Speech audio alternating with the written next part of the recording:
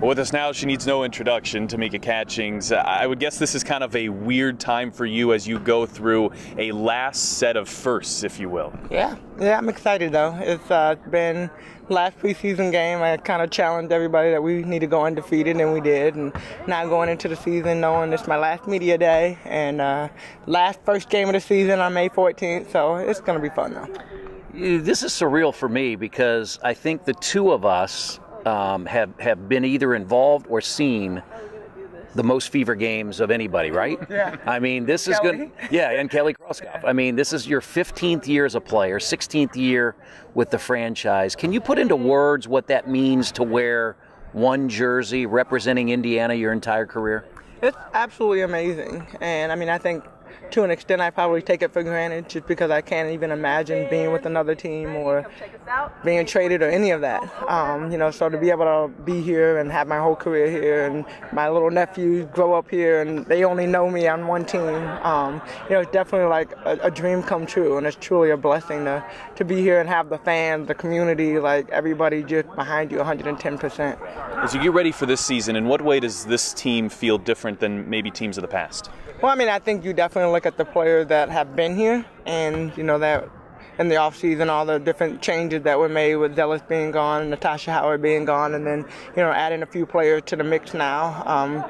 Going into the start of the season, things are going to be shooken up once again. So it's kind of one of those things that's so real that, like, even thinking about, okay, this is my last season, but amongst all of that, just the different players, who's going to be on the court, who's going to come and start the season off. Obviously we're dealing with injury from a few players, so even with that mix, it's just going to be a whole different, but I'm excited. I mean, I think right now we have to start building for the future. We got to start building post-Tamika next season, and so it's kind of cool for me to be around just for a little bit of the change, and then next year, we'll see what happens from there.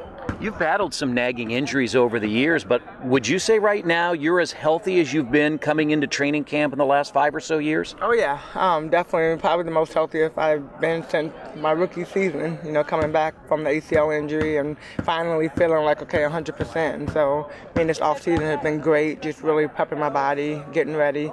My big thing, and this, is not wanting to go out. I didn't want to go out like, with an injury or, something happened that you just suddenly have to stop playing. So it's kind of cool that I've been able to know, like 2 years ago I knew that this was going to be the end, and now here we are, and I feel great. You've obviously accomplished a lot of great things, and a championship would be a terrific way, I know, to end that. Besides that, is there anything that you haven't accomplished yet that this season you're hoping to do so? Championship definitely, but yeah, not really. I think the biggest thing is just continuing to be a great leader, but then kind of passing that torch on, and Bree has to step up. Larkins has done a great job stepping up, so kind of passing it on to them and showing them what it is to be a true leader, but then I'm kind of taking a step back and put more responsibility on them, which is tough, because I think now my instinct is just like I step in when I need to step in, and really trying to figure out how do I step back a little bit and allow them to step in more. For you personally, you've always enjoyed playing in front of your family, your sister, your nephews. You've played in front of your fiancé, now he's your husband. This is a different summer for you. What's that like? Oh, I didn't even think about that, but yeah, change. It is. It's really about transition, and even for my nephews, even for them, thinking this is your last year. And while I think they understand, I think they don't understand. I think for them it's more like, okay, we get my aunt back and we get to be able to spend more time with her. But then on the flip side of it is, you don't get to come to the games and watch me on the court. You don't get to enjoy the environment and come to practices and all that stuff. And this year I'm going to take Cannon on a few road trips, maybe Colton. We'll see how that goes. But, I just really want them to be able to enjoy the environment and be a part of it. And then, of course, during the Legacy Tour, and Parnell will be with me on most of those trip to the different cities, so that's exciting to have him around too.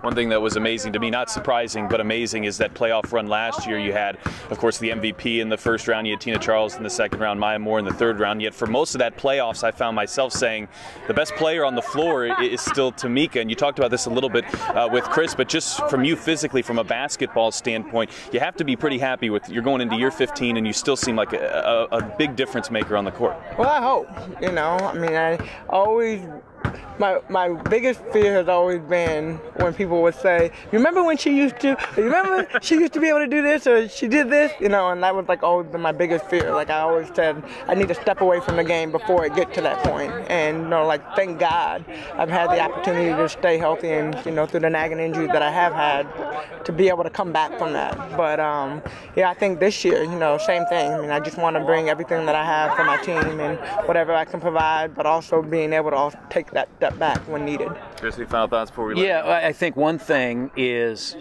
Fever wearing the gold jerseys this year. She is linked to Kobe Bryant because of growing up in Italy together, right? And Kobe wore the gold, you know, the Laker gold. He goes out, retires. I mean, that's interesting, too, because ESPN did the SportsCenter special on Tamika and Kobe, and it's pretty cool that you two are linked. You play your whole careers with one team, and now you go out in the same year. Yeah, that's crazy. And the same number, you know? Yeah, so, I mean, it's just so surreal. I think everybody asks, like, did you guys plan this? I'm like, no, not at all. You know, I think for him, unfortunately, the injuries and, you know, having it's tough. Tough coming back from injuries like that and still wanting, like, mentally you're there, but physically your body just can't catch up anymore. And so, you know, tough from that standpoint. Then obviously for me, you know, it just kind of, I made that decision 2 years ago, and it was like I just knew that I wanted to figure out whatever the transition is, whatever I do next. You know, I just feel like I've been in a position to be able to impact so many people on this level and doing what I do. But whatever comes next, I know that I'll be able to impact even more. Well, Tamika, I know Chris and I will be soaking it in. The fans will be soaking it in. But enjoy it's amazing to say, but a last year for you. Enjoy it. Thank you.